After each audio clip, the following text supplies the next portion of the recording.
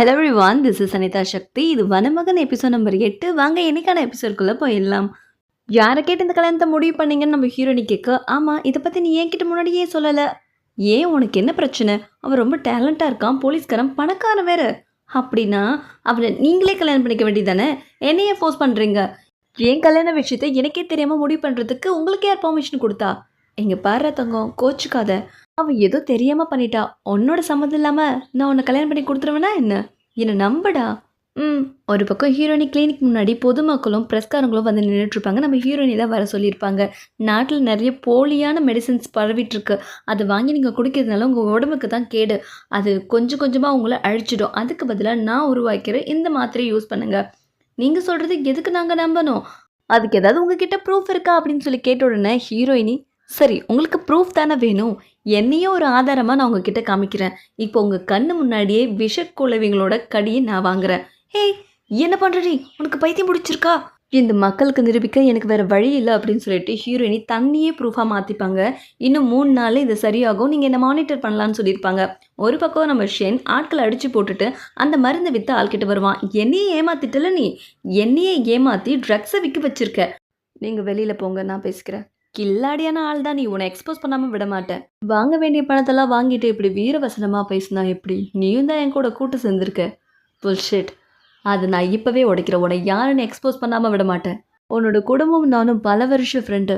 நீ என்னை எக்ஸ்போஸ் பண்ண நினச்சா உன்னோட பவர், உன்னோட போலீஸ் வேலை எல்லாமும் காலியாயிடும். உன்னை நான் எந்த வழியில் பார்க்கணுமோ அந்த வழியில் கவனிச்சுக்கிறேன். ப்ளீஸ் எனக்கு ஒரே ஒரு பாட்டில், ப்ளீஸ் என்னால் இருக்க முடியல, ஒரே ஒரு பாட்டில் கொடுக்க. கொஞ்சம் அமைதியாரு, என்னால் முடியல. சரி விடுங்க, நான் என்ன நானே பூஸ்ட் பண்ணிக்கிறேன். நான் இந்த அடிக்ஷன்லேருந்து நான் வெளியில் வந்துடுவேன். கண்டிப்பாக இதுக்கு ஒரு வழி இருக்கும். நான் இப்போ வந்துடுறேன் அப்படின்னு சொல்லிட்டு ஹீரோ ஏமாற்றிட்டு வெளியில் போவார். இது சரியே இல்லை அப்படின்னு சொல்லிட்டு ஹீரோயினி பின்னாடியே ஓடுவாங்க. அவர் ரிசப்ஷன் போய் ப்ளீஸ் எனக்கு ஒரே ஒரு பாட்டில் கொடுங்க, எனக்கு ஒரே ஒரு பாட்டில் கொடுங்க அப்படின்னு சொல்லி சண்டை போடுவார். நான் நினச்சது சரியாக போச்சு, அவனை இழுத்துட்டு வாங்க அப்படின்னு சொல்லிட்டு ஹீரோயினி சொல்லிடுவாங்க.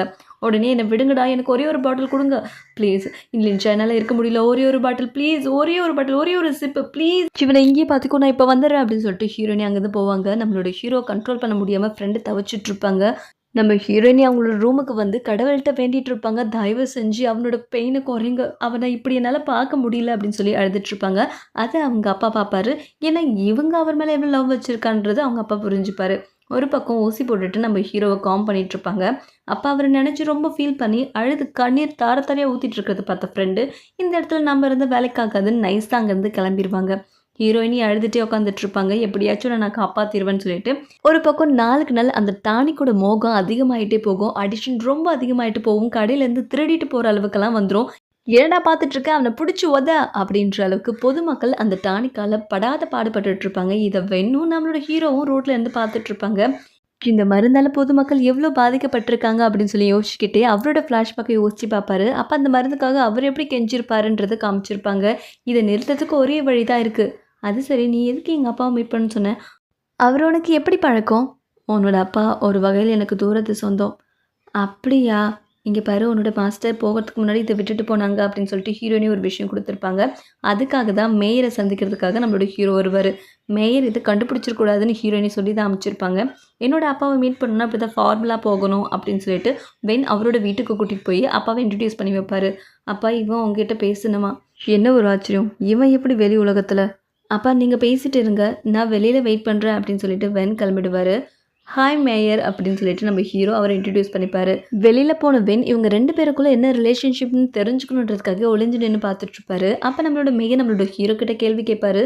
உன்னை பற்றி கேள்விப்பட்டிருக்கேன், நீ இந்த சிட்டிக்கு வந்ததும் குளவி பாய்சன் அதிகமானதும் அதில் நீ மட்டும் தப்பிச்சதும் இல்லை கோ இன்சிடெண்ட்டா?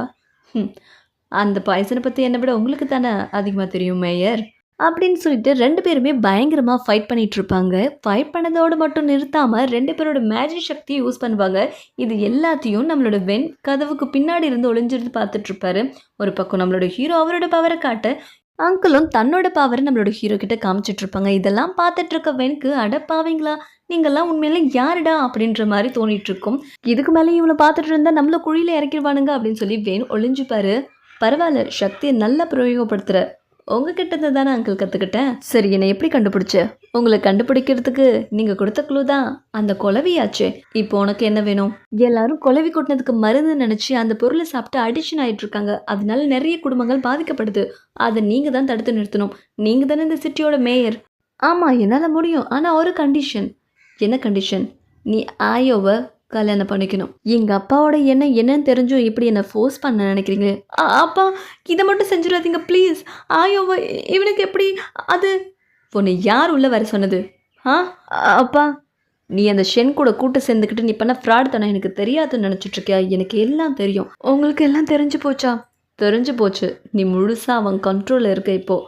அப்போ அதுக்கான தண்டனை கூட நான் ஏற்றுக்கிறேன். ஆனால் தயவு செஞ்சு ஆயோவை அவனுக்கு கல்யாணம் பண்ணி கொடுக்காதீங்க ப்ளீஸ். நான் சொன்னது தான். இல்லை, உங்கள் கண்டிஷனுக்கு என்னால் ஒத்துக்க முடியாது. வேணும் ஆயாவை லவ் பண்ணுறாங்க. ப்ளீஸ் அவங்க லைஃப்பை கெடுத்துறாதீங்க ப்ளீஸ். உனக்கு என்ன ஆச்சு? இன்னும் விஷத்தோட தாக்கம் குறையல. இதுக்கு தான் இப்படி நடக்கக்கூடாதுன்னு நினச்சேன். வென் நீ என்ன பண்ணி வச்சிருக்க பார்த்தல்ல, அதோட பாதிப்பு இந்த அளவுக்கு கொண்டு வந்து விட்டுருக்கு. இதுக்கெல்லாம் காரணம் நீ தான். என்னவோ பண்ணி தொலைங்க. இங்கே வா, இங்கே வா, முதல்ல வா. நான் ஹாஸ்பிட்டல் கிளினிக் கூட்டு போடா. வேண்டாம் வேணாம், எனக்கு கொஞ்சம் குடிக்க ஏதாவது கொடு.